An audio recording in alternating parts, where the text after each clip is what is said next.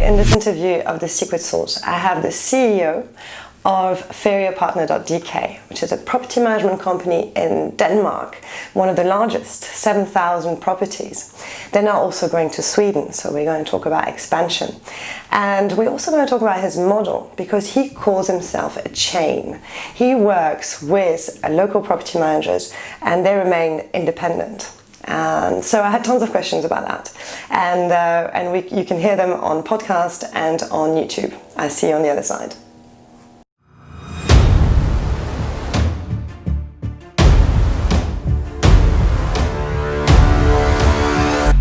Vanessa from Rentals United. We are channel manager for vacation rentals, and I'm also the proud host of The Secret Sauce of Large Property Managers. Today on the show I have Flemming from a company called Feriepartner.dk from Copenhagen. Hi Flemming. Hi Vanessa. Nice to have you on the show. Thank you so much for being here. And let's launch straight into the questions. No small talk on this podcast. Please tell us briefly what you were doing before your position at Feriepartner and your current position at Feriepartner. Right. Yeah. I've been through the short-time rental business for almost 30 years, beginning back when the Berlin Wall went down and the German demand for rental holiday homes in Denmark rised. Driving around Denmark making rental contract with house owners. Today, as the CEO at Feriepartner, I'm focusing on, so to speak, removing the blocks on the way so we can continue our growth.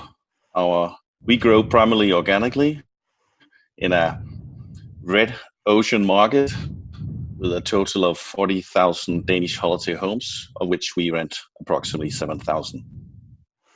Okay, so you have 7,000 homes under your wing, and they're only in Denmark, or you're also expanding internationally? The 7,000 are in Denmark. We just started up in Sweden, but it's very new, only 150. So the absolute focus is Denmark. Great. And so tell us about the brand, because I am not familiar with it. I'm surprised. I'm sorry. Actually, I've never been to Copenhagen. So and the houses are not in Copenhagen, but they are along the coastline. But firstly, I'd like to briefly explain about the kind of business Feriepartner is, in order for you to understand, obviously, how we work. Feriepartner is a chain of 27 independent holiday home rental agencies with these 7,000 seaside holiday homes in all of Denmark. As an independent chain, our business is run on democratic principles and with a significant level of entrepreneurship. This year we celebrate our 30 years anniversary together. Our local partners own their business themselves and have a strong roots and in the local community, and they are passionate in their work with both holiday home owners and holiday home guests. Very good. So is it a franchise model, or how does it work? Well, actually they do own their businesses, but the chain own, let's say, the back end, the front end, all legal stuff, produce more than 80% of the bookings. So you can say it's a kind of franchise. I see. And you give them technology as well, or how does that work? Yeah. Okay. We deliver the back end, front end, all the processes. Actually, the local agencies are focusing on delivering outstanding service for the house owners and the house guests, and that's what it's all about. In the coastline, we do the rest. I see. And so, how does it work commission-wise? I mean, how you make a percentage on the booking, or how does it work? There is a yearly membership. We have a very close relationship between the chain and the local agencies, working together for at least 30 months ahead. So the local agency is making the contract with the house owners. That's not allowed to do longer than 1 year in Denmark. And we, as a chain, produce the bookings, for instance, which obviously, live in the houses and the coastline. Okay. And so how do you find these agencies? Well, it's a tough business, yeah, if you can only get 1 year lease. They're not hard to find. All that what's the local brewers in Denmark. It's the only chain which exists in Denmark is Feriepartner. Then there's a very few local brewers left which not are in the chain, and the rest are actually are sold to people coming from outside, mainly the US, India, and all the stuff. We could come back to that, how the consolidation run at the moment. Right. And okay, so I'm really not familiar with this model at all, and it's very interesting, very fresh to me. So how are you planning to is it going to be the same model in Sweden? Are you also going to work with independent agencies? It will be the same model. The combination that the local agency own the contract with the house owner, and we as a chain deliver all kind of IT, bookings, processes, and so forth. It works very well due to the fact that they own the business. They will succeed, and we will, of course, succeed as well. So that's a nice, perfect marriage, I would say. Yeah, I like it. And so it's do you have exclusivity with these agencies? Yeah, only exclusivity. Yeah. Okay, so they can't make their own bookings. No. Okay, I get it. Okay, wonderful. And so Sweden is looking good. People are liking the model. We starting up. It will be a long ride, but the Swedish market is much smaller than the Danish market. Although there's in Denmark 200,000 houses, holiday homes, the 40,000 are rented commercially. But in Sweden, they have a large amount of houses, calling stugor in Sweden, but only 7,000 are rented at the commercial market. We define the commercial market as houses which are suitable for the German market, which are our biggest market. 70% of our bookings coming from Germany. I see. Okay, so let's talk about how you market to the German market. How does the distribution work? How are you successful? I can very shortly maybe speak about how our growth has been until now organically, and when we look into our 2025 strategy, we hopefully will continue our organic journey. In contrast, for instance, to venture capital, we do have the patience to, what we call in Denmark, hurry slowly. We have the long light on the car, and by focusing on quality homes and providing better local service to guests and house owners, that will be how we grow. Speaking about how it works on the German market, it has been a long tradition that the Germans like to go north and have their holiday in Denmark. But and obviously at the moment the demand are so big that the limit for growth is the stock, the amount of houses and the amount of good quality houses. That will be the limitation all over Europe actually. But in Denmark we have a long tradition of Germans making holiday in Denmark. But even the demand are rising the last couple of years due to, for instance, staycation. People like to make holiday close to home, and that's what we are benefiting from, among other stuff. Okay, and so how do they find you? How did the German market find you? Where are you listing your homes? Is it mainly book direct or? Many book direct. 83% of all our bookings are done direct. So we are not so much into OTA. I would say close to not at all. We do use a few, and I would say in a very controlled way. Only making contract with OTAs which can produce complementary bookings. The mainstream bookings we can do ourselves, but in some markets we're not strong in the position. So there, it makes sense to have OTAs. For certain markets, I see. And I hear that one of the very strong websites in Germany is eDomizil. Are you on that, for example? No. Okay. Okay, I was just wondering.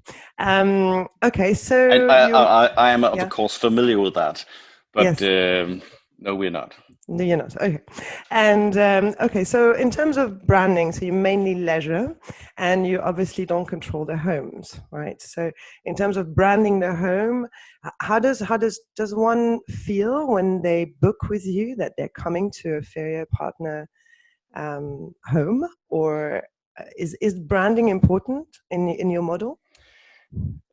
Branding is of course important, but it's private holiday homes. So the most important part is actually to keep the personality of the house, but still everything should function. For instance, obviously cleaning and all the processes according to that. So consistency in brand is absolutely important. And speaking about branding, we have, as a chain, not only the external, we have also the internal branding. I shortly explained to that. Internally, we maintain and strengthen our brand and identity through 4 to 5 annual partner meetings where new ideas are initiated and new direction are set. We respect each other and learn from each other, and all our partners feel and show great responsibility for our common brand and values when conducting their local businesses. Externally, we ensure consistency with a clear digital strategy, common sales and marketing platforms, and of course, strong quality products that meet our guest expectations. So in order to improve our product and services, we do ask, obviously, all and house owners feedback and ratings, and do a lot of net promoter score, for instance, to measuring out how well are we performing. You do net promoter score with your guests or with your both? Both.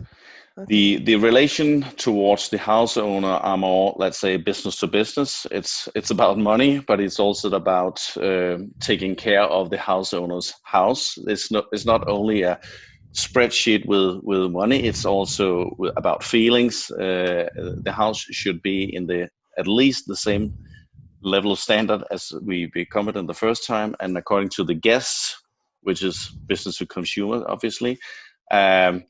Obviously, we are measuring all bookings and making feedback, and what they are telling us, we learn from, as well as giving the information further to the house owner, so they can, so to speak, rise the bar for facilities and stuff like that. For instance, detail as Wi-Fi.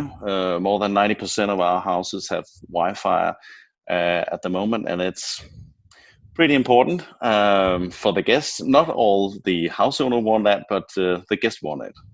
The teenagers, especially. And the teenager. Then it's impossible to make it holiday without a Wi-Fi. First question, what's the Wi-Fi password? Yeah. Okay, so let's talk a little bit about technology since we're on the Wi-Fi front. You run 7,000 properties on your website. I imagine you must have quite a big tech team of your own. Well, not that big, but they're clever. They're clever. Actually, we are here in Copenhagen. We are only 14 people, handling all of the back end and all front end, and the digital team as well. So then we do have some partners doing the advanced stuff, but only 14 people is actually handling the activity. It's a good average number. I get this answer a lot. And so these 14 people, what have they built? You've built, obviously, the website. Did you build a yield manager? We first of all, we built the back end, and that took, I must say, 3 or 4 years that we reached the version 1. Tomorrow we launch the version 30. We have been live on this backend since 2010, and but we have partners to the front end. That's not what we build ourselves. We are building it outside, but we are making, let's say, additional facilities on the website ourselves. Okay, so tell me a little bit what you're most proud of.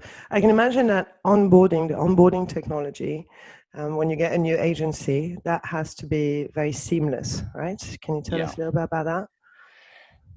It is, because now after version 30, I would say it's a kind of a, let's say, an Airbus 350, something like that. You have to take certain models before you can drive that car or fly that plane. And that's where we have we have a Fair Partner Academy where we actually train the local partners, and all total in Denmark we have 200 people working at the coastline, servicing guests and house owners. And these people are, for instance, taking courses in our backend, which we call Superbook. And Superbook is not only a booking tool, it's also handling all the service. We have a task planner. We have developed ourselves to handling, for instance, all cleaning. We do more than 80,000 cleanings every year. And it takes some logistic to handle that at a satisfying level. I bet they're happy to meet you after running the agency by themselves. They are. Okay, so task planner, yield manager, I expect you've built. Or are you using any external tech tools? Also, we have facility to measuring the yield, obviously, but I would admit we are not first movers. We try to be fast follower, to take the smartest ideas and make it work in a semi-automatic way, and afterwards more fancy way. So we're not, let's say, we're not at Sykes level in the UK, but we try to pick up the best ideas and make them work in Denmark. Well, there's quite a bit of investment in the revenue management world, so it's worth looking at those third-party tech tools. Okay, Hania, what are your thoughts on consolidation? You touched a little bit on that before. Who are your competitors? I mean, you must be number one, right, in Denmark?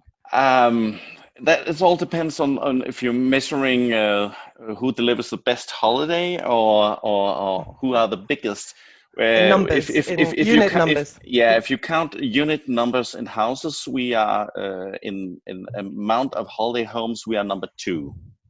Okay. And hopefully we'll reach number 1, but we are keen on focusing on delivering the best holiday and delivering a satisfying level of money to the house owners. And when we are succeeding in that, we will reach the number 1 automatically, so to speak. But it's a tough competition, and our competitors are not Danes anymore. They are actually the biggest are owned by the US and by venture capital. And another one are owned by some investors from India, and that consolidation run further because the business is rising, and that brings obviously investors to this business. Have you had investors? As I mentioned, the local brewers, they own their business themselves. So at the moment, we do not need money to growth. Actually, we are quite profitable ourselves, so we can deliver the journey ourselves. And we obviously, if there's a possibility to acquire a company, it will be interesting. But we prefer organic growth between 5 to 10% each year, and that works for us. And we have the time for growing, and that's our way of doing it. So Sweden is now already started, and where are you going next? Well, first we win in Denmark. That will be the number 1, and then we are starting up, as I mentioned, in Sweden. And if it works there, we will probably go further to Norway. And Northern Germany would be an obvious place afterwards. So you can say it's a North European holiday home marketeer. I see. That's The number one. That's our dream. Yeah. Okay, the number one in North Europe. Okay, great. Okay, your industry predictions for 2020. What do you think is going to happen? For sure, short-term rental, and especially as I mentioned, staycation is attracting new investor, and it will rise.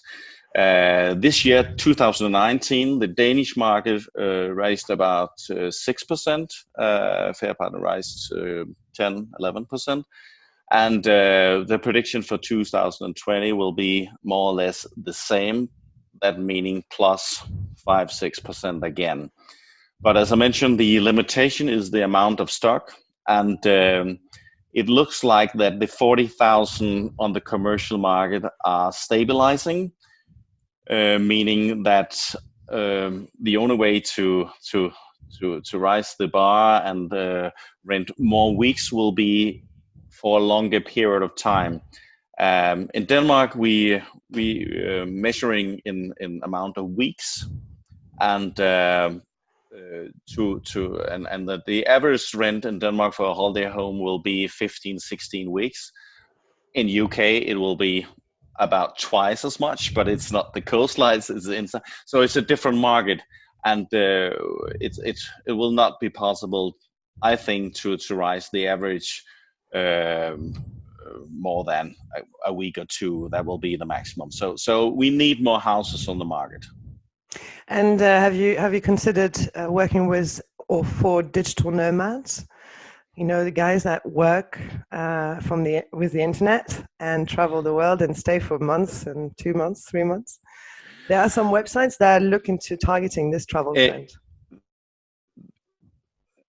Okay, we haven't worked with those yet, but okay. It might I can give you a list. Yeah. Yes. I can give you a list. Okay, wonderful. I would like to end this great interview. Thanks so much with a little true and false. It's like a game show. So I say a sentence, and you tell me true or false. There is no right or wrong answer. It's just your view on the true and false.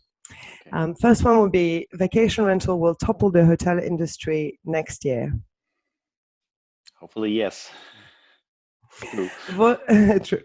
Voice activated travel assistants are must. True.